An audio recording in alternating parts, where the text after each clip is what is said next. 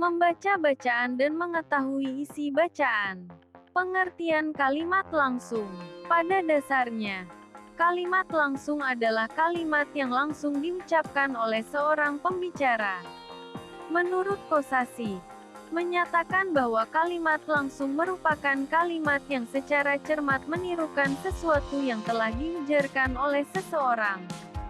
Biasanya pada bagian kutipan akan berupa kalimat tanya, kalimat berita, maupun kalimat perintah. Pada kalimat langsung yang berupa kalimat berita, nantinya akan memuat peristiwa atau kejadian dari sumbernya secara langsung. Ketika dituliskan, nantinya akan menirukan, mengutip, atau mengulang kembali ujaran dari sumber tersebut, yang tentu saja akan diapit oleh tanda petik 2. Ciri-ciri kalimat langsung. Pada kalimat langsung, biasanya kalimat akan ditandai dengan adanya tanda petik 2.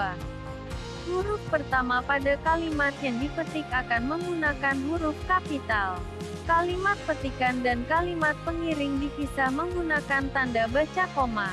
Kalimat langsung yang berupa dialog berurutan harus menggunakan tanda baca titik 2 di depan kalimat langsung. Pada bagian kutipan, umum terdapat adanya kalimat tanya, kalimat berita, maupun kalimat perintah. Contoh kalimat langsung, aku akan menonton konser hari ini, kata Sabda. Jangan bergerak, gertak polisi kepada pencuri itu. Luna mengatakan, Farel akan membersihkan jendela rumah besok lusa. Siapa yang belum membawa penugasan kelompok hari ini? Tanya Bu Guru sebelum memulai pelajaran matematika. Tidak. Kamu dipanggil Bu Heni, kata Clara. Disuruh menemui beliau di kantor guru. Pengertian kalimat tidak langsung. Pada dasarnya, kalimat tidak langsung ini tidak akan menggunakan tanda petik. Menurut Kosasih, kalimat tidak langsung adalah kalimat yang melaporkan sesuatu atas ujaran seseorang. Bagian kutipan nantinya akan berbentuk kalimat berita. Ciri-ciri kalimat tidak langsung. Tidak menggunakan tanda petik 2. Intonasi seolah mendatar dan menurun pada akhir kalimatnya. Pelaku yang menyatakan ujaran dapat mengalami perubahan bergantung pada konteks kalimatnya, yakni, kata ganti orang pertama menjadi orang ketiga. Kata ganti orang kedua menjadi orang pertama. Memiliki kata tugas berupa, agar, sebab, bahwa, untuk, tentang, supaya, dan lainnya. Pada bagian kutipan biasanya berbentuk kalimat berita. Contoh kalimat tidak langsung. Neo menyuruhku untuk membukakan gerbang nanti jika ada tukang paket datang. Bu Dewi mengatakan bahwa laki-laki yang tadi lewat adalah suami barunya. Ibu meminta Karina untuk segera membelikannya garam di warung sebelah. Bapak mengatakan bahwa listrik harus sudah dipadamkan sebelum pukul 10 malam. Bu dokter menyuruh Lisa untuk tidak makan makanan pedas seperti seblak lagi. B. Poster. Menurut Kamus Besar Bahasa Indonesia KBBI, poster adalah plakat yang dipasang di tempat umum berupa pengumuman atau iklan. Poster atau plakat juga termasuk dalam karya seni atau desain grafis yang memuat komposisi gambar dan huruf pada kertas berukuran besar.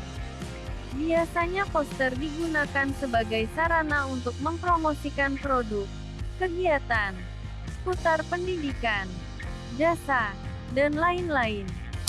Di samping itu, poster biasanya dipasang di tempat-tempat umum, seperti sekolah, kantor, pasar, mal, dan tempat keramaian lainnya.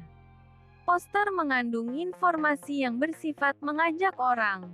C. Mengucapkan huruf sesuai abjad. Alat ucapku. Alat ucap adalah bagian tubuh yang bertugas saat kalian berbicara. Kenalilah alat ucap kalian, agar ucapan kalian jelas dan dipahami orang lain. Kalian harus menggunakan bibir, gigi, lidah, dan langit-langit mulut dengan baik. Mari kita membaca abjad dengan nyaring. A, B, C, D. Reporter dan wawancara. Reporter adalah wartawan. Orang yang pekerjaannya melaporkan berita, peristiwa. Reporter biasanya melakukan sebuah wawancara pada seseorang sebagai narasumber wawancara, yaitu melakukan tanya jawab pada tokoh untuk mengetahui sesuatu informasi. Narasumber adalah istilah umum yang merujuk kepada seseorang, baik mewakili pribadi maupun suatu lembaga, yang memberikan atau mengetahui secara jelas tentang suatu informasi, atau menjadi sumber informasi untuk kepentingan pemberitaan di media massa.